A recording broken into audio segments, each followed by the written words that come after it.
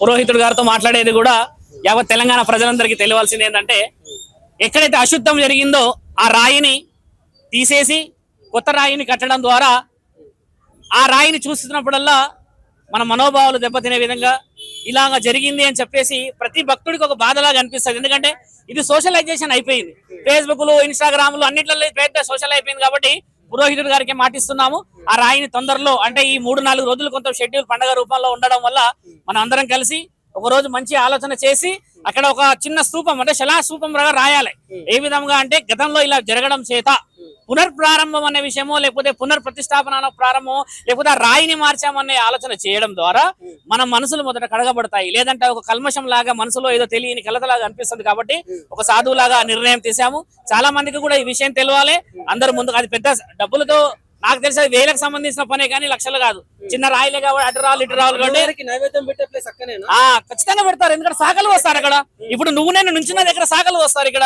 ఎందుకంటే ఇది రోడ్డు కట్టమైసమ్మ అంటే నీటిని వాగుని ఆపేది. ఒకప్పుడు ఇదంతా చెరువు కదా. మేము ఈ గ్రామాన్ని కాపాడే దేవతకి కట్టమైసం అంటే కట్ట. ఈ కట్టడం వల్ల ఏమవుతున్నది, ఒకప్పుడు పొంగినప్పుడు ఇది మేము చిన్నప్పుడు మేము పుట్టి పెరిగిన ప్రాంతాలు లాలాగూడ ఇలాంటి మాకు అవగాహన ఉంది. కాబట్టి ఈ ప్రాంతం పొంగకుండా అప్పట్లో పూర్వీకులు ఎన్నో పూజలు నియమ నిబంధనలు చేయడం చేత ప్రమదగణాల శక్తులను ఇక్కడ నిర్మించడం చేత ఈవిడ ప్రశాంతంగా ఉండగలిగింది. లేకపోతే ఆ కట్ట ఎన్నోసార్లు పొంగి ఇక్కడ లక్షల కుటుంబాలు రోడ్డున పడ్డ సందర్భాలు ఇక్కడ ప్రాంతం వాళ్ళకి తెలుసు. కాబట్టి కట్టమైసమ్మ తల్లి అక్కడ ట్యాంక్ బండ్ లో ఒక నిదర్శనంగా కట్టారు, ఇక్కడ ఒక నిదర్శనంగా కట్టారు. కాబట్టి పురోహితుడు గారి ఆలోచన ముఖ్యమైంది. ఆయన గారితో మాట్లాడి ఎప్పుడు ఏం కార్యక్రమం చేయండి, మనందరం శ్రీకారం చుట్టా ఏర్పాటు చేసుకొని వద్దామని చెప్పి మా మనవి. 80% ఉన్న హిందువులు 20% ఉన్న ముస్లింల చేతులలో ఇలా అవమానించబడడం ఎందుకంటే హిందువులలో ఐక్యత లేకపోవడం అంటారా? తప్పు మాట మీరు మాట్లాడేది, మళ్ళీ తప్పు మాట. 80%, 30% అనడం వల్ల ఏమిటంటే మనం శాంతియుతముగా ఉన్నాం అంతే.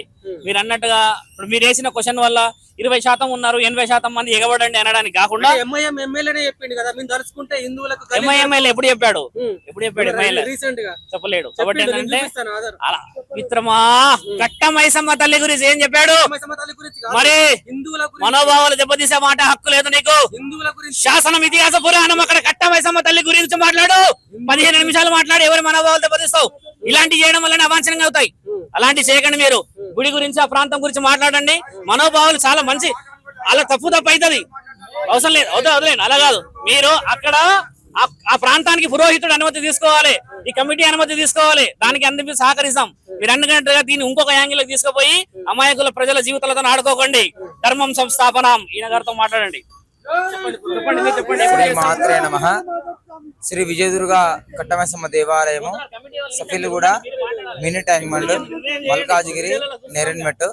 ఇక్కడ జనవరి 9వ తారీఖు రోజున రాత్రి 8:45 ప్రాంతంలో ఇది జరగడం జరిగింది. సంఘటన దురదృష్టకరమైన సంఘటన.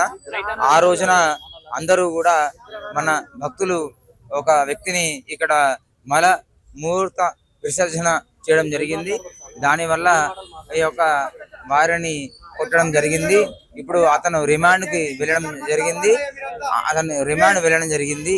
తర్వాత కమిటీ సభ్యులందరూ కూడా స్పందించడం జరిగింది.